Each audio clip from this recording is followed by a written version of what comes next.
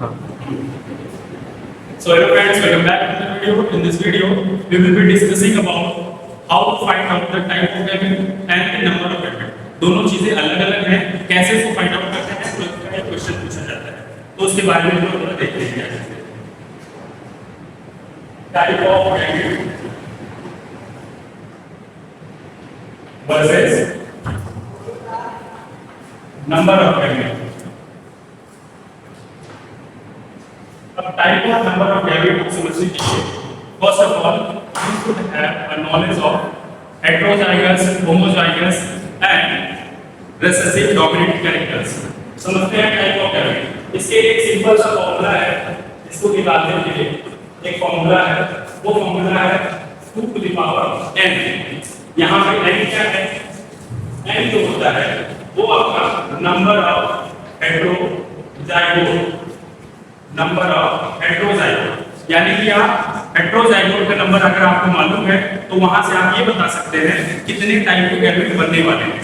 तो इसके लिए आपको सबसे सिंपलेस्ट जो क्रॉस आपको याद रखना है, चाहे वो डाइहाइब्रिड क्रॉस हो, चाहे वो मोनोहाइब्रिड क्रॉस हो, ट्राइहाइब्रिड हो, टेट्रा हो, पेंटा हो, कोई भी हाइब्रिड का क्रॉस हो, यानी number of contrasting pair of character जितना भी हो उससे नहीं मतलब है, आपको सिर्फ और सिर्फ हेटेरोजाइगस कंडीशन को ऑब्जर्व करना है। जैसे फॉर एग्जांपल हम लोग लेते हैं जो सब आपने पढ़ा होगा, capital R, capital R, capital Y, capital Y. This is particularly for round yellow. Round yellow के लिए चीज दिया गया है जिसमें दो कैरेक्टर दिख रहे हैं। ये राउंड किसके लिए है? This is for seed cell. जबकि यहाँ येलो जो है वो सीड के कलर के लिए है, सीड के कलर के लिए। तो एक कैरेक्टर ये, दूसरा कैरेक्टर ये, तो दोनों कैरेक्टर के जो जीन होंगे वो भी अलग-अलग देखने को मिलेंगे। अब इसमें अलग-अलग दो एलील देखने को मिल रहे हैं, यानी एक जीन सीड सेल के लिए दो बार कैपिटल आर और दो बार कैपिटल वाई देखने को मिल रहा है। तो इस चीज को आप ऑब्जर्व करोगे कि इसके लिए अगर आपको बताना है कि इसके कितने गैमेट बनेंगे या कितने number of gamete, type of gamete बनाने हैं, तो उसके लिए आप क्या करते थे? सिंपल इसको इस कैपिटल आर को दो बार लिखते थे, then capital Y, capital Y, capital Y, capital Y. तो ग्रुप में ये कैपिटल आर, ये कैपिटल वाई, ये दोनों मिल करके एक गैमेट बन गया capital R, capital Y. Similarly यहाँ पर भी वही सेम चीजें देखने को मिल रही है, यहाँ पर भी वही सेम चीजें दिख रही हैं। यानी कि जो हमारा कंडीशन था वो कंडीशन कैसा था? The condition was homozygous, homozygous and also dominant. इसलिए होमोजाइगस डोमिनेंट के लिए यहाँ पे जो नंबर ऑफ गैमेट बने हैं वो नंबर ऑफ गैमेट कितने बने हैं?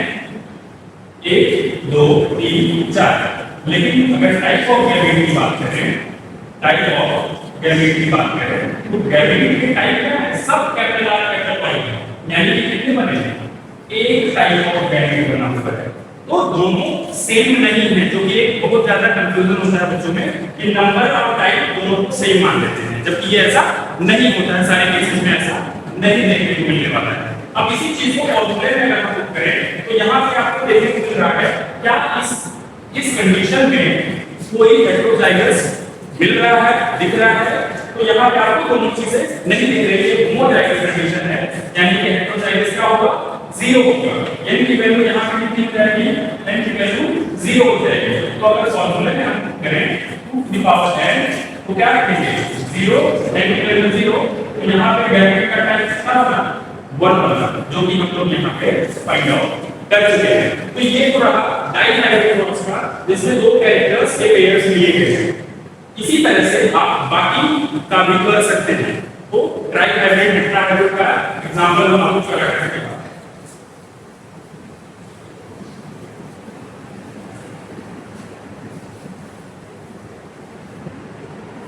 अब इस चीज को सिंपली आपको कुछ नहीं करना है, एक दूसरा एग्जांपल लेते हैं ह्यूमन स्किन कलर का, जिसके लिए आपको एक हेटेरोजाइगस कंडीशन को लेकर के चलते हैं। इस हेटेरोजाइगस कंडीशन में क्या देखने को मिल रहा है? यहाँ पे एक हेटेरोजाइगस 2 T, यानी n की वैल्यू कितनी है? T। तो इसमें जो फॉर्मूले में हम लोग इसको पुट करेंगे तो टोटल आंसर कितना मिलेगा? This is the 8th type of gamete. अब इसी चीज को आप चाहो तो एक सेकंड के अंदर, विदिन सेकंड आप आंसर बता सकते हो, या चाहो तो इसी को जो हमारा बेसिक मेथड होता है कि सबसे पहले जो पहला कैरेक्टर है उसके जो एलिमेंट्स हैं उनको अलग अलग लिखो, फिर दूसरे कैरेक्टर के एलिमेंट को उसके सामने लिखो, फिर उसके बाद उसके आगे जितना भी ऐड ऑन हो रहा है उसको लिखते चले जाओ। तो capital T small t, capital T small t, capital C small c। तो ये कैपिटल C और स्मॉल c। अब यहां से पहला A B C, capital A, capital B और कैपिटल C। यहां पे देखोगे कैपिटल A, कैपिटल B और स्मॉल c, यानी कि इन दोनों केसेस में capital A capital B common था। अब यहां देखिए कैपिटल A स्मॉल c, लेकिन यहां पे क्या है? कैपिटल C आ गया।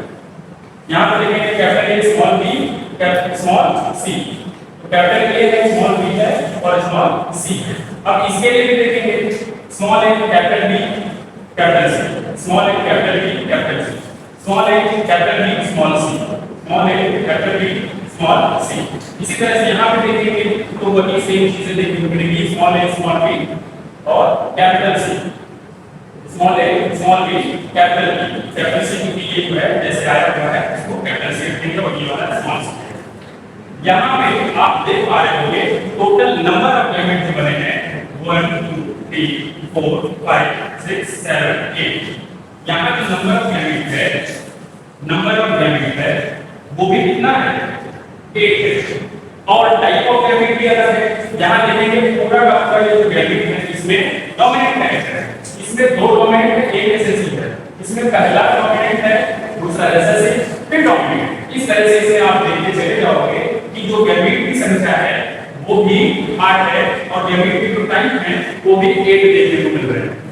तो I hope this video is very clear to you all कि टाइप ऑफ गैमेट और नंबर ऑफ गैमेट दोनों अलग चीजें होती हैं।